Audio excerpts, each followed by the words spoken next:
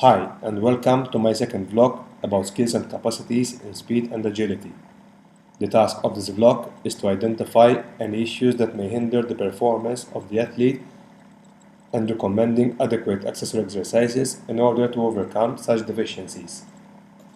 For the purpose of this vlog, I will be analyzing two individuals, both performing a 20-meter acceleration and a T-test drill.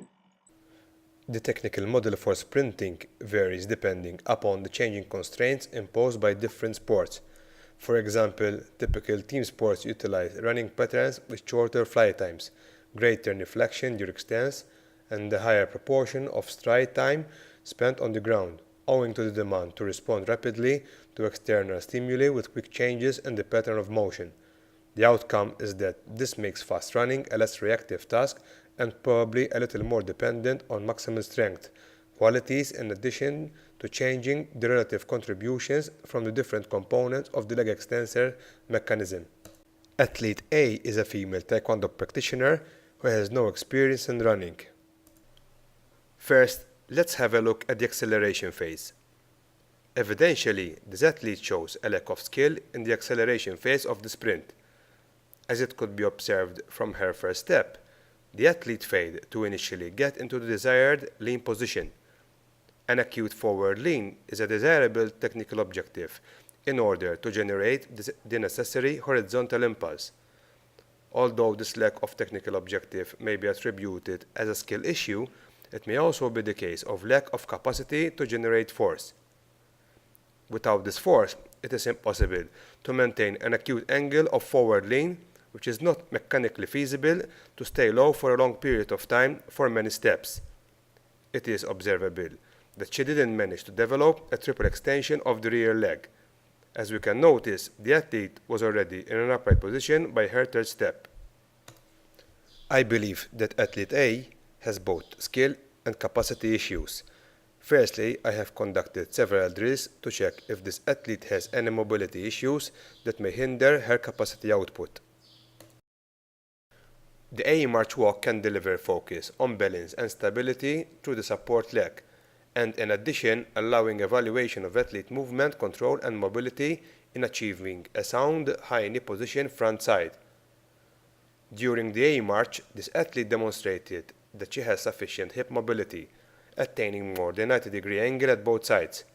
However, she managed to bring the right knee at a higher position than her left side. Observing the foot, she failed to maintain a 90-degree angle on the left ankle, keeping her foot pointed downwards while she had no issues on the right side. This could be attributed to the nature of her sport, where it is encouraged to initiate the kick with the foot in a fully plantar flex position. However, it may be concluded that this athlete may need to work further on her left side. The wall run test is a simple beginner drill used to encourage body control and awareness through maintenance of a stiff neutral spine whilst delivering leg movements at varying speeds. This test has demonstrated that the athlete has some issues with her left leg, probably related to coordination, and therefore we can relate this issue with a lack of skill. We can observe that she initiates her run by first bending her left knee, probably being done in order to use her thigh muscles to propel her left leg up. This issue is not much evident on the other leg, probably due to the bouncing effect. A squat test revealed that the athlete has the capacity to squat deep, displaying enough hip mobility and posterior muscles flexibility. However, it could be noticed that she is displaying knee valgus, probably due to weak abductors and pelvic muscles. The athlete has been recommended to perform squats with an elastic band around the knees in order to encourage her keeping the knees from falling inwards. Athlete B is myself, who although I have been practicing taekwondo for a good number of years, I am a complete novice to running skills. I believe that I have displayed similar issues to those of athlete A. However, in my case, I believe it is more of a skill issue rather than capacity.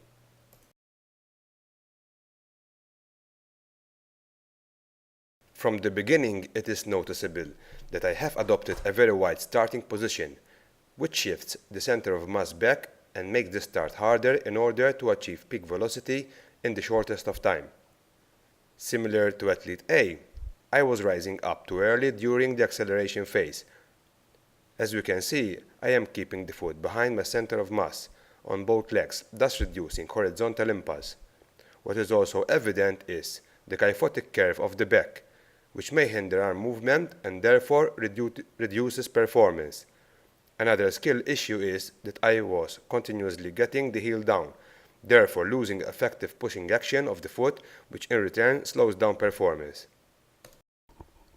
A wall run test revealed several issues.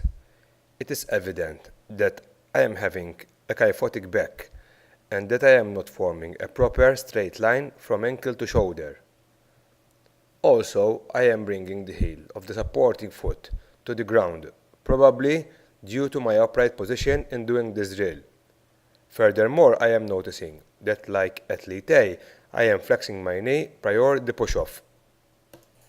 In this piece of footage, we can observe how this athlete, in comparison to my wall drill, is keeping his heel off the floor and bending his knee only after leaving the floor. Agility could be described as whole body change of direction as well as a rapid movement and direction change of limbs. For this purpose, I have chosen the T-test drill, where the athlete has to sprint fast from cone to cone, which necessitates quick deceleration and change of direction. Here, the athlete has to overcome the braking forces and get into an optimal position that enables the athlete to transmit enough force to accelerate to the next cone. During this performance, it is noticeable that athlete A first pushes with her left heel to the floor and then rising up to initiate the sprint, which results in a delay. When going around the second marker, the athlete, instead of braking, she slowed down and turned around and accelerated, which, however, she managed to improve at the third marker, though failing again on the last couple of turns. I believe that this is a matter of a skill issue. A plyometric depth jump revealed that this athlete lacks the necessary strength to absorb the eccentric forces and also explosive power for vertical propulsion. The same exercise revealed that, like the squat, she displayed a knee valgus. Quick change of direction requires strong core strength. I believe that the athlete might have a lack of rotational power, and therefore a supplementary exercise apart from other core exercises. I have recommended the medicine ball twist throw. The exercise revealed that the athlete wasn't able to maintain her feet stable. This could be due to lack of flexibility in the core area or lack of skill in performing the drill. In the T-test drill, me too, like athlete A, showed problems with braking efficiency. I had difficulty establishing a good starting position after turning around the second marker. Once again, we can observe that I was getting my heel to the ground whilst running. When applying braking towards the right marker, it is noticeable that I am leaning backwards and not managing to brake completely before resuming my run towards the middle marker. A depth jump test revealed that I have sufficient leg strength to overcome eccentric forces, maintaining good form. Medicine ball twist revealed that I have some issues when turning on the left side, as I am rotating and displacing my left foot. This could be due to a lower back stiffness due to an injury. To improve my technical issues, I would break down the drill in several tasks, giving special attention to the braking phase by performing the braking drill. In addition to the braking drill, I would recommend to practice the 180-degree turn, giving special attention to keep a low position and working on reacceleration. The correctional exercises supplemented in this video are far from exhaustive. These are based on my limitations and knowledge. Furthermore, sprinting techniques change depending on the nature of the sport and also on the field of game. Not every exercise is relative to every sport. However, most exercises may be used in a variety of situations. Thanks for watching, and I hope that you enjoyed my video.